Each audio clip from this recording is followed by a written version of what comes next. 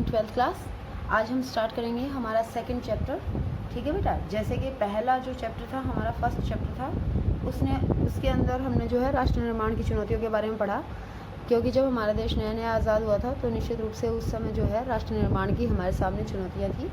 उसके लिए हमने हर संभव प्रयास किया और उसमें जो सबसे महत्वपूर्ण रोल अदा किया था वो थी कांग्रेस पार्टी। और क्योंकि कांग्रेस पार्टी ने जो है कहीं ना कहीं कांग्रेस पार्टी ने ही जो है आज़ादी के समय भी बहुत ही महत्वपूर्ण रोल अदा किया था। ठीक है, तो जैसे ही जो है भारत आज़ाद होता है तो भारत के आज़ाद होते ही अंतरिम सरकार बनाने का मौका किसको दिया जाता है? कांग्रेस पार्टी को दिया जाता है। तो अब उस कांग्रेस पार्टी के जो है इतने सारे कार्यों के पश्चात जो है अब आगे जो सेकंड हमारा चैप्टर है, बेसिकली इसका नाम ही क्या है? एक दल के प्रभुत्व का दौर। यानी कि एक दल कौन सा है? एक दल है हमारा कांग्रेस। ठीक है, तो era of one party dominance. तो कौन सी पार्टी है जो डोमिनेटिंग अपना जो बिहेवियर दिखाएगी हमारे कंट्री में, वो थी कांग्रेस। ठीक है, देखो ये सबसे पहली बात तो ये यहाँ पर ये देख लेना बहुत ज़रूरी है कि अगर हम मान लीजिए कांग्रेस की भी बात कर रहे हैं तो क्या केवल एक कांग्रेस ही राजनीतिक पार्टी थी जो हमारे देश के अंदर चल रही थी? ऐसा नहीं है बेटा, यहाँ पर बहुत सारे राजनीतिक दल थे। ठीक है, तो बहुत सारे राजनीतिक दल जब होते हैं किसी भी कंट्री के अंदर तो उसको वहाँ पर उसको क्या कहा जाता है? पहली बात तो वो ये पता होना चाहिए, उसको कहा जाता है बहुदलीय व्यवस्था। ठीक है, जहाँ पर एक दल जो है शासन और सत्ता पर काबिज रहता है, वो अपना सारा जो है अधिकार उसके पास होता है, तो उसे कहते हैं एक दलीय शासन व्यवस्था। अगर दो दल वहाँ पर होते हैं किसी भी कंट्री के अंदर मजबूत तो उसे द्विदलीय शासन व्यवस्था। और इंडिया को हम क्या कहते हैं? इंडिया के अंदर बहुत सारे राजनीतिक दल हैं तो इसलिए इंडिया के लिए हम क्या शब्द यूज़ करते हैं? बहुदलीय शासन व्यवस्था। ठीक है, लेकिन इन बहुदलीय शासन व्यवस्था के बीच में भी जो सबसे ज़्यादा इम्पोर्टेंट दल था वो कौन सा था?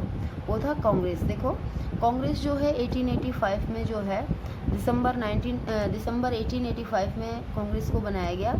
उसके बाद जो है कांग्रेस ने जो है बनने के बाद, कांग्रेस की स्थापना के बाद जो है जैसे धीरे धीरे क्या होता गया, धीरे धीरे समाज के अंदर जो है कांग्रेस का प्रभाव बढ़ता गया और जो भी देश को आज़ाद करने के लिए किसी भी लेवल पर काम कर रहे थे वो सब किस एक छत्र छाया के नीचे पहुंचने लगे? कांग्रेस के छत्र छाया या कांग्रेस के झंडे के नीचे पहुंचने लगे थे, संगठित होने लगे थे। एक बहुत ही इम्पॉर्टेंट लाइन है ये।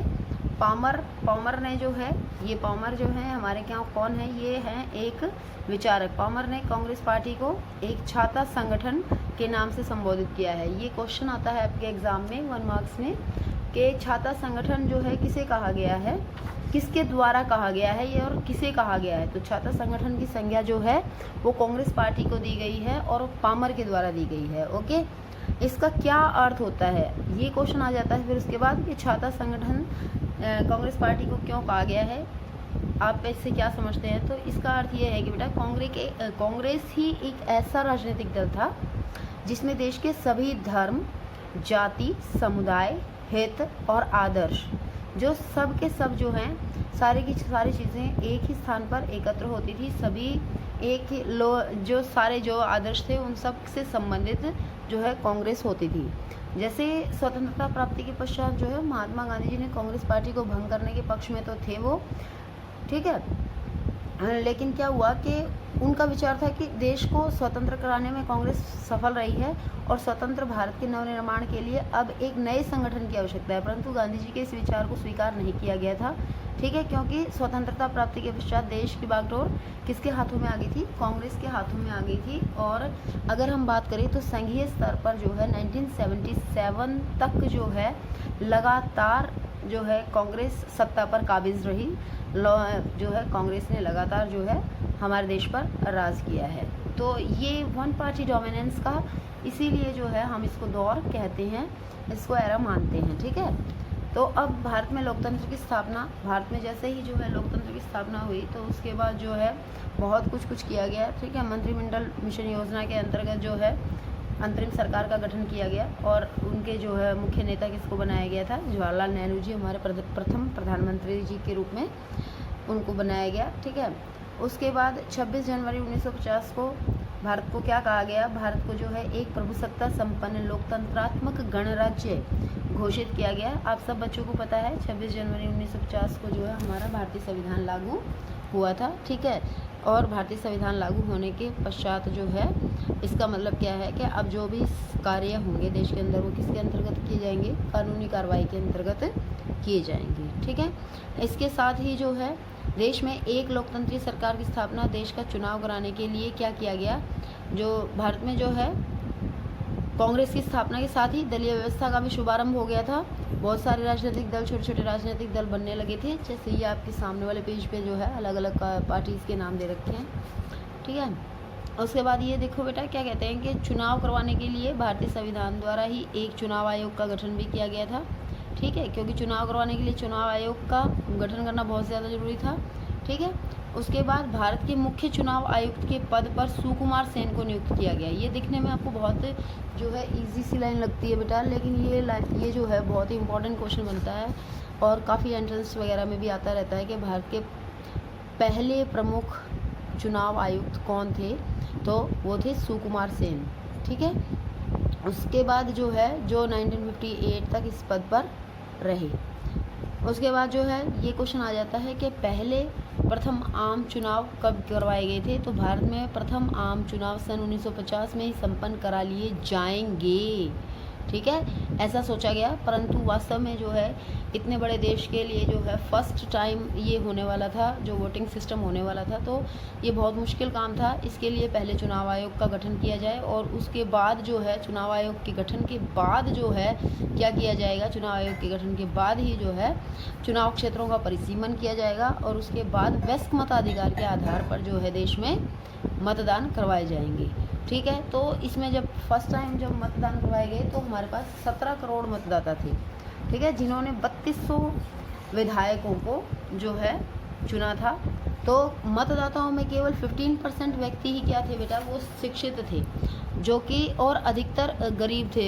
ठीक है, चुनाव अधिकारियों को प्रशिक्षित करना भी आवश्यक था। अतः प्रथम चुनाव, ये है हमारे लिए इम्पोर्टेंट लाइन कि सबसे हमारा पहला चुनाव जो है प्रथम आम चुनाव कब हुआ, तो 1952 में जो है प्रथम आम चुनाव संभव हो सका था। ठीक है, इसके बाद ये देखो कि स्वतंत्र भारत का पहला आम चुनाव 1951 से 52 में हुआ। ठीक है, ये है। अगर मान लीजिए ऑप्शन आता है सीधा ही 52 दे रखा है तो आप उसमें 52 ही लगाएंगे। ठीक है, और उसके अलावा कोई ऑप्शन नहीं लगाएंगे, इस तरीके से रहेगा। तो ज़्यादातर जनसंख्या कैसी थी, वो गरीब थी, अशिक्षित थी। ठीक है, और ये जो वोटिंग करवाना जो था इतने बड़े देश के लिए इतना इजी नहीं था, क्योंकि लोगों को किसी प्रकार की कोई नॉलेज नहीं थी। इवन देन जो मतदान के लिए काम करने वाले थे लोग, जो पोलिंग बूथ के लिए काम करने वाले थे, उनको भी नॉलेज नहीं थी और ये भी चक्कर था कि किस तरीके से वोटिंग करवाई जाए। ठीक है, फिर भी जो है किसी तरीके से जो है 1952 का चुनाव पूरे देश में पूरे विश्व में लोकतंत्र के इतिहास के लिए मील का पत्थर साबित हुआ। और जो है इसमें क्या हुआ बेटा, इसमें जो है 489 सीट्स में से जो कांग्रेस पार्टी थी उसको 364 सीट्स पर विजय प्राप्त हुई, जो कि एक बड़ा नंबर है। ओके, तो इस तरीके से जो है राज्यों में भी और केंद्र सरकार में भी सभी जगह जो है कांग्रेस को पहले आम चुनाव के दौरान पूरी सफलता मिली। उसके बाद दूसरा आम चुनाव होता है 1957 में। देखिए यहाँ पर और बाकी जो है और अदर पार्टीज़ को कितने कितने वोट मिले हैं, कितने कितने स्थान मिले हैं, उसकी भी आपको दे रखा है, तो आप अपनी बुक में टेबल देख लेंगे एक बार। ठीक है, उसके बाद दूसरा आम चुनाव 1957 में होता है और दूसरे आम चुनाव में भी लोकसभा की कुल 494 सीट्स में से जो है कांग्रेस पार्टी ने 371 सीटें जीती, जो कि एक काफ़ी अच्छा नंबर है। यानी कि इस सेकंड चुनाव के समय भी कांग्रेस ने अपनी पूरी पकड़ अच्छे से बना रखी थी। इसके बाद होती है थर्ड चुनाव होता है 1962 का। 1962 के चुनाव के समय जो है जो 1962 में संपन्न हुआ, इसमें भी जो है कांग्रेस को शानदार सफलता मिली और पहले की ही तरह देश की राजनीति पर उसका ही प्रभुत्व बना रहा। 494 सीट्स में से टोटल कांग्रेस पार्टी ने 361 सीटों पर विजय प्राप्त की और केंद्र में भी और राज्यों में भी जो है इस तरीके से यही जो है कांग्रेस का जो है बोलबाला बना रहा।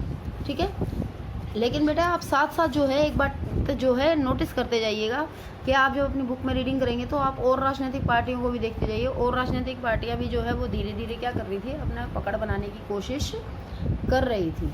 ठीक है, इसके बाद जो है भारत में एक दल की प्रधानता के लिए उत्तरदायी कौन कौन से कारण हैं, ये डायरेक्टली 4 मार्क्स में क्वेश्चन आ जाता है।